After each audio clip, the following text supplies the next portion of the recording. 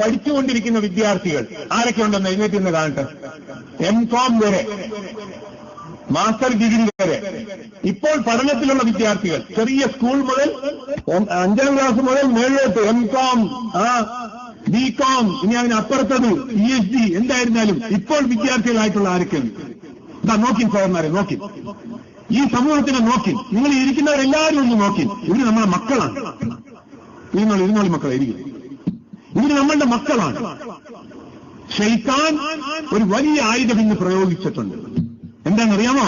നമ്മളുടെ മക്കളെ നമ്മളിൽ നിന്നും അകറ്റിക്കളഞ്ഞു. പിതാക്കന്മാർ മക്കൾക്ക് നല്ല കൂട്ടുകാരല്ല ഇന്ന് പിതാക്കന്മാർ മക്കൾക്ക് വലിയ ശത്രുക്കളെ പോലെ ശൈത്താൻ തോന്നിപ്പിച്ചു കൊടുത്തിരിക്കുകയാണ്.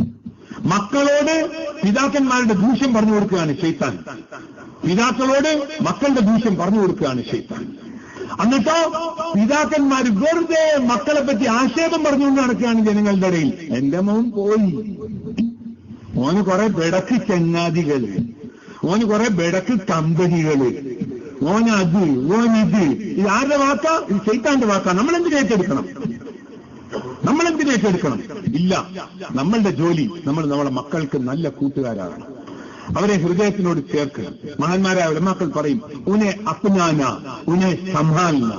2 വാക്കുകളാണ് മഹാന്മാർ പറയുന്നത്. ഉനെ അപ്നാന ഉനെ സംഭാലന. ഈ യുവതലമുറയെ കൈയൊഴിഞ്ഞു കളയല്ലേ, നിങ്ങളുടെ കൂട്ടത്തിൽ ചേർക്ക്. അവരെ കൈയഴിച്ച് വിട്ടുകളയല്ലേ, അവരെ സന്തോഷത്തോടുകൂടി സ്നേഹിച്ച് അവരെ നിയന്ത്രിക്കുക. നിങ്ങളുടെ സ്നേഹം ഒരു വലയമാകട്ടെ അവർക്ക്. ഏറ്റവും നല്ല വലയം നമ്മളുടെ യുവതലമുറയ്ക്ക് നമ്മളുടെ സ്നേഹമാണ്, നമ്മളുടെ ബന്ധമാണ്. അതുകൊണ്ട് അവരെ ഐറ്റം കൽപ്പിച്ച് ദൂരെ നിർത്തല്ലേ. പാന്റ് വലിച്ചേച്ചോണ്ട് നടക്കുന്നു, കൊള്ള നെജീസെല്ലാം വലിച്ചു കയറ്റുന്നു. വീട്ടിൽ കയറുന്നതിന്റെ കാല് കഴിയിട്ട് കയറണം. ഇല്ല, പാവം അവന്റെ കുറ്റമല്ല. നമ്മൾ നല്ല മാതൃകയായില്ല, അവൻ അതുകൊണ്ട് വേറെ എവിടുന്നോ ആരുടെയും മാതൃക കിട്ടി പാവത്തിന്. അല്ല എനിക്കും നിങ്ങൾക്കും പുറത്തു തരുമാറാവട്ടെ. അതുകൊണ്ട് സഹോദരന്മാരെ, വിദ്യാർത്ഥികളുടെ കാര്യത്തിൽ 5 കാര്യങ്ങൾ ശ്രദ്ധിക്കണം. ഒന്ന്, ഒരു അടിസ്ഥാനം ആദ്യം, പിന്നെ ശ്രദ്ധിക്കേണ്ട 5 കാര്യം. അടിസ്ഥാനം എന്താണെന്നറിയാമോ? അവരുടെ വിദ്യാഭ്യാസത്തിന്റെ ഈ കാലം ജീവിതത്തിൽ ഒരിക്കലുള്ള സന്ദർഭമാണ്. അതിനെ സാറുമാറാക്കിക്കൊണ്ട് അവരെ ദീന്റെ പരിശ്രമത്തിൽ ബന്ധപ്പെടുത്തരുത്. എന്താ ഇൻഷാ അല്ലാഹ്?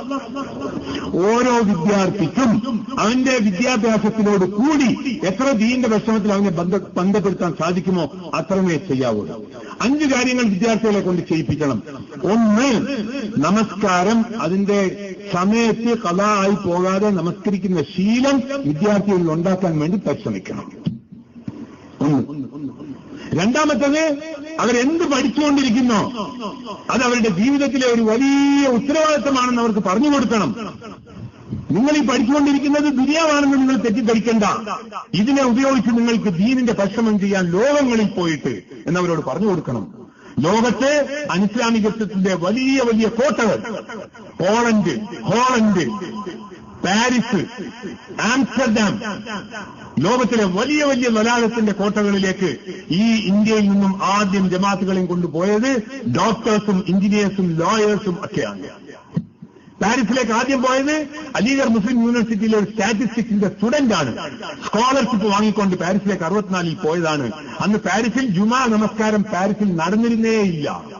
ഒരു മുസ്ലിമും പാരീസിൽ ജുമാ നമസ്കരിച്ചിരുന്നില്ല. ഒരു പള്ളിയിലും ജുമാ നമസ്കാരം പാരീസിൽ ഉണ്ടായിരുന്നില്ല.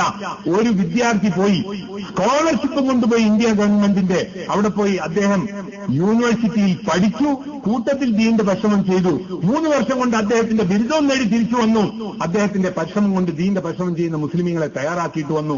അന്ന് തുടങ്ങി വെച്ച ദീന്റെ പരിശ്രമം കൊണ്ട് ഇന്ന് പാരീസിൽ 6500 സ്ഥലത്ത് ഇമാം ജമാഅത്തോടുകൂടി നമസ്കാരമുണ്ട്. അന്ന് ഒരു പള്ളിയിൽ ജുമാ ഉണ്ടായിരുന്നില്ല. ഇന്ന് 3000 ചില്ലുവാനും സ്ഥലങ്ങളിൽ ജുമാ നമസ്കാരമുണ്ട്. 6500 സ്ഥലങ്ങളിൽ ജമാഅത്ത് നമസ്കാരമുണ്ട്.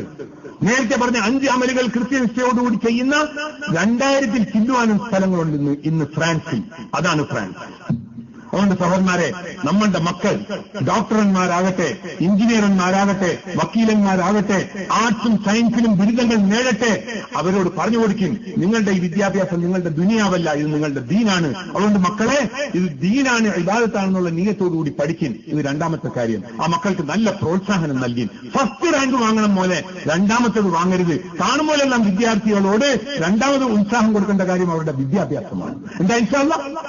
മൂന്നാമത്തെ കാര്യം, പരീക്ഷയുമില്ല, പരീക്ഷയ്ക്ക് തയ്യാറെടുക്കാനുള്ള സമയവുമല്ല, എക്സാമുമില്ല, സ്റ്റഡി ലീവുമല്ല, എക്സാമിന് വേണ്ടി പ്രിപ്പറേഷന്റെ കാലവുമല്ല. അല്ലാത്ത സമയത്ത് ദിവസേനയുള്ള ദീനിന്റെ പരിശ്രമത്തിൽ അവരെ കുറേശ്ശെ ബന്ധപ്പെടുത്തി. എന്താ ഇൻഷാ അല്ലാഹ്? വിദ്യാർത്ഥികളെ മാത്രമാക്കി ഒരു വിങ്ങാക്കി വേറെ ആക്കി കളയല്ലേ, അവരെ നമ്മുടെ കൂട്ടത്തിൽ കൊണ്ട് നടത്തി. വേറെ വിങ്ങാക്കിയാൽ അവർ അതും കൊണ്ട് വഴികേടിലേക്ക് പോകും. അല്ലാഹ് കാത്തിരക്ഷിക്കുമാറാകും.